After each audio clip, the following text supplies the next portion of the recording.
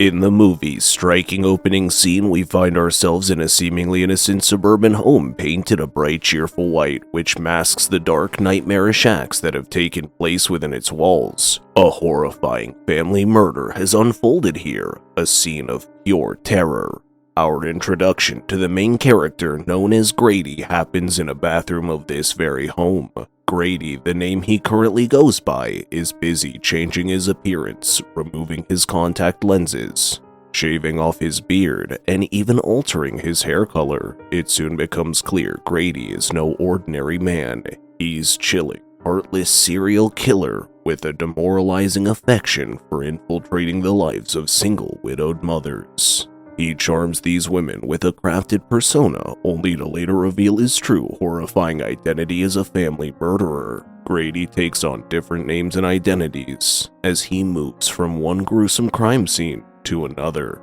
As the film unfolds, we witness the remnants of Grady's recent horrific act. The silent bodies lay lifeless in the house, a grim testament to Grady's cold-blooded actions, along with the cruel tools he's used to execute his deadly deeds. Yet Grady shows no remorse or fear. He calmly prepares breakfast, packs his luggage, and departs the house of horror, leaving behind a scene of devastating tragedy. Meanwhile, at the town's police office, detectives are grappling with the brutal murders. The primary suspect? Grady, the stepfather, who's vanished without a trace.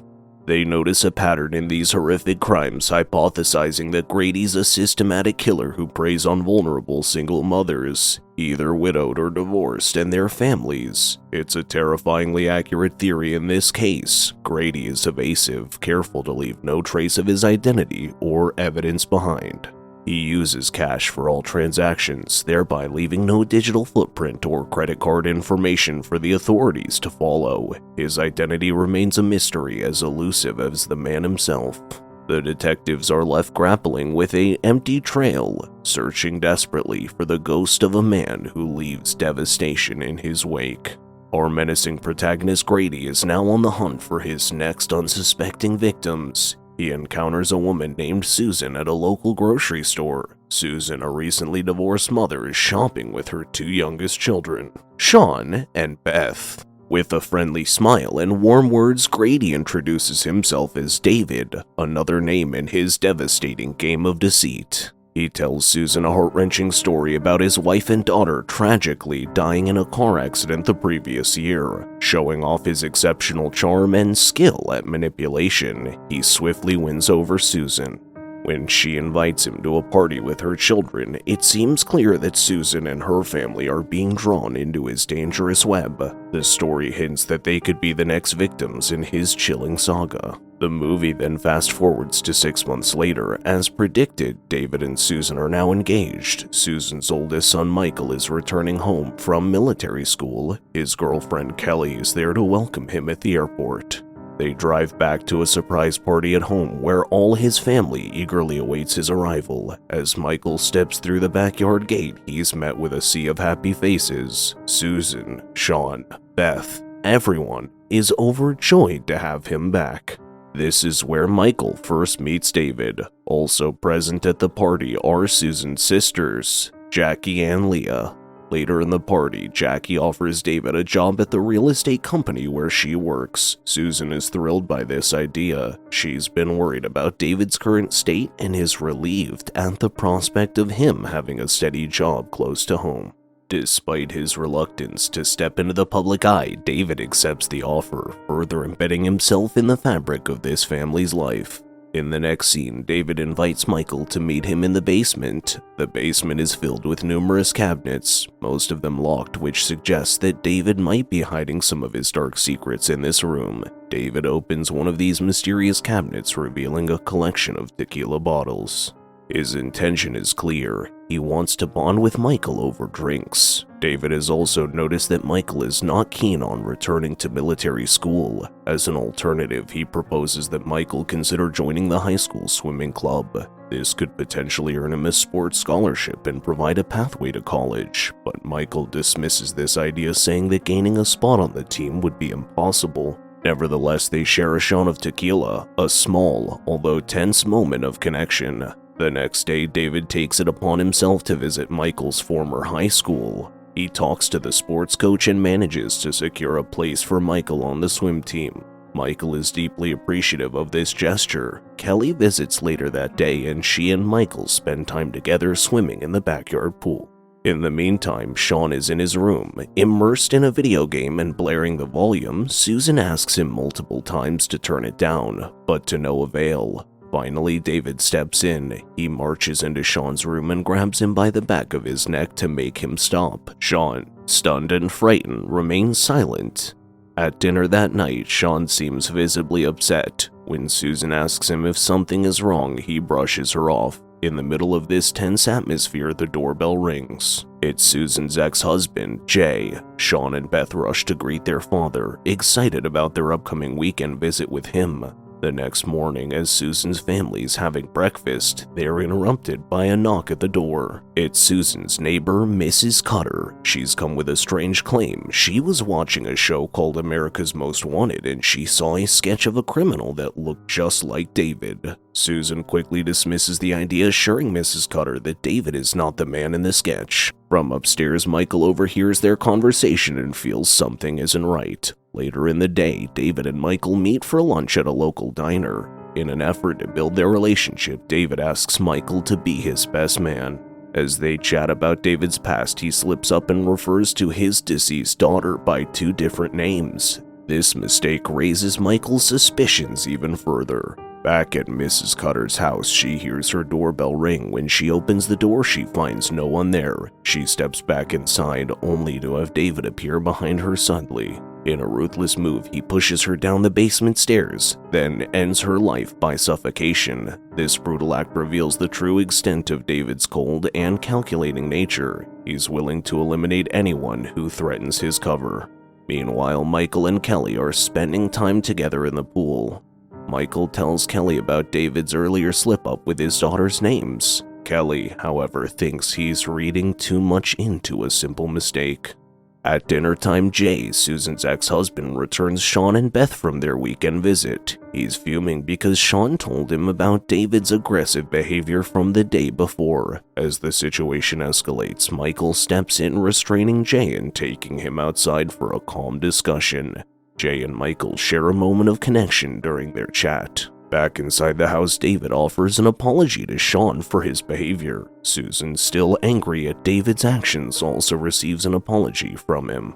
However, the tension in the house remains high. David has now begun working in the real estate business alongside Jackie. One day at work, she hands him a stack of paperwork that requires his personal details. This is an alarming situation for David, as providing real personal information could expose his true identity. After finishing work, he returns home and tells Susan that he doesn't enjoy the real estate job and wishes to quit. In the evening, Susan heads out for a night with Jackie, leaving the kids at home. Michael and Sean, engrossed in a video game, barely notice when the doorbell rings. David answers the door to find Jay standing outside. Jay has come to apologize for his earlier outburst and to say his farewells to the kids before leaving for a work trip. As they converse, Jay drops a bombshell. He's done a background check on David at Michael's request. He accuses David of lying about the college he attended, which implies that he has been deceitful about other aspects of his life as well. This raises alarms for David, as it signals that Jay is inching closer to uncovering his true identity. In a sudden, brutal move, David grabs a vase from the living room and strikes Jay on the head. The boys, preoccupied with their video game, don't hear the commotion. Swiftly, David drags an unconscious Jay to the basement. He binds Jay's hands and mouth with duct tape, then suffocates him using a plastic bag.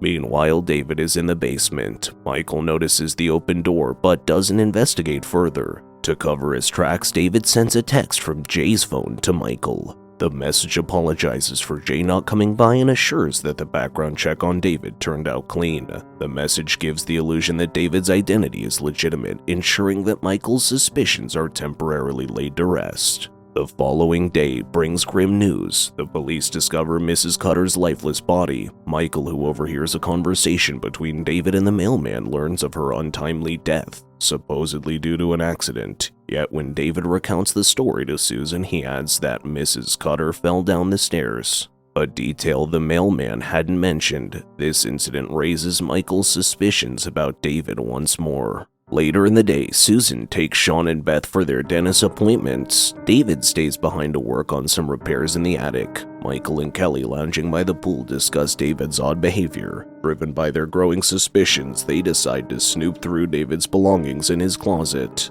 They barely manage to conceal themselves when David unexpectedly returns, escaping just in time. That night, David senses that someone has been going through his stuff. Meanwhile, Michael stumbles upon a sketch on the computer that matches David's appearance, but is labeled as Grady. He shares this finding with Kelly the following day. However, David, using Jay's phone, sends another text to Michael just as he discovers a voicemail from Jackie, who wants to discuss something about David with Jay. While attempting to call Jay, Michael hears a phone ringing in the basement. Looking out a window, he sees David rejecting the call. Hurrying downstairs, he arrives just in time to see David immersed in a phone conversation in the living room. The next morning at breakfast, Michael sneakily takes a picture of David, planning to compare it with the sketch of Grady.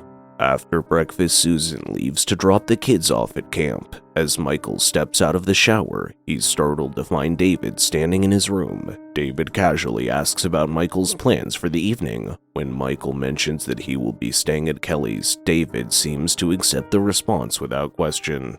However, upon returning to his room later, Michael finds it suspiciously clean. Frantically checking his phone, he realizes that the picture he took of David is missing, a chilling indication that David is aware of his actions and is keeping a close eye on him. As the night wears on, David pays a visit to Jackie's home.